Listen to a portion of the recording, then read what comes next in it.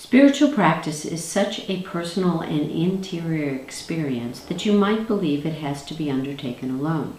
That mindset is not only detrimental to the practice, it can be downright dangerous.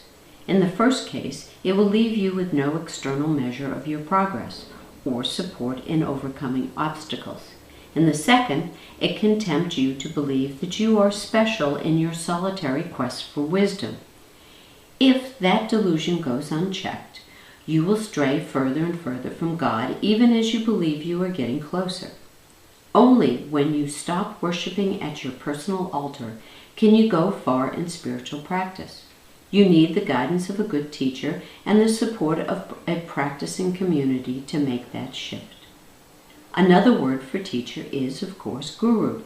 Etymologically, the word is a combination of the Sanskrit gu, darkness, and ru, light. The guru takes students out of darkness and into light. In truth, the spiritual guru is not a person, but the grace-bestowing power of God, which dwells within each of us. A spiritual teacher is someone who has achieved a level of surrender that allows grace to operate through him and directs his students towards God. A teacher can guide you to the experience of your true nature. But how can you tell a true teacher from an ineffective or even false one? A spiritual teacher has to have had a good teacher, so that there is a lineage of wisdom behind her. The master-disciple spiritual relationship that we now associate with the East was for ages an integral part of the Western spiritual traditions, much like the master-apprenticeship relationship through which trade skills were passed on. But this principle of lineage and obedience, of received and transmitted wisdom, has largely been lost in the West. As long ago as the 10th century, Saint Simeon lamented how third-level practice had been abandoned along with the sense of obedience to one's spiritual father. It is precisely that reverence toward the hard-won expertise of a legitimate spiritual director that is missing in contemporary society. People almost always look for the most qualified doctors, lawyers, or financial planners. But when it comes to spiritual practice, they seldom invest the time and care such a crucial commitment deserves. The teacher who makes you feel good about your lower self only cultivates the part of you that resists real spiritual practice. Where there is no rigor, there is no real teaching.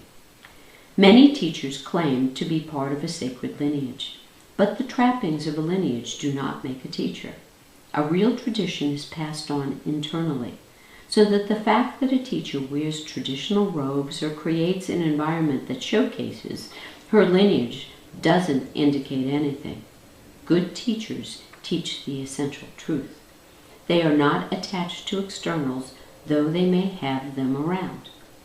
More immediately, you need to be clear about your own motives and goals in your search for a teacher.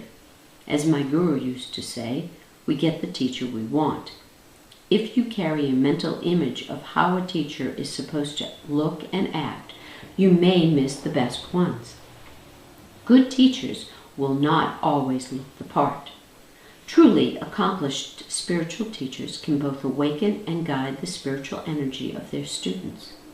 A teacher who can awaken a student's kundalini but doesn't have the wisdom to direct that student toward the self will do more harm than good. I once asked a Hatha Yoga instruction who talked a lot about spirituality what she would do if a student had a kundalini awakening in her class. She replied, "I'd dial 911. I'm not sure anything helpful would happen for her student in that scenario." The most important indicator of a teacher's worth is how he interacts with his students. When you encounter a teacher, ask yourself a few questions as you observe his methods. Does he speak so as to connect with each student on a level deeper than intellect or emotion? A teacher who coddles students in order to create a feel-good experience for them may not have their best interests at heart. My Baba could be extraordinarily patient with his students, But he often said, "I give you what you want so that one day you will want what I have to give you." He could also be severe when appropriate. A good teacher affirms the true self, not the personality, and helps students to let go of their attachment to what they thought was their true identity.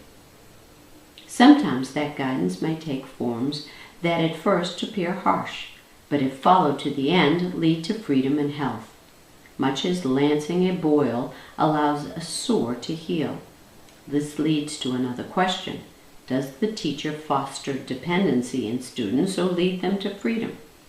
A good teacher knows that her job is to help students become masters themselves, not to make them feel as though they would be lost without her guidance.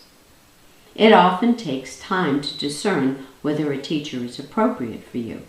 If, after several months in which you have obeyed a teacher's guidance, you do not feel as though your experience has changed for the better, then that teacher is not for you, though the teacher might be right for someone else.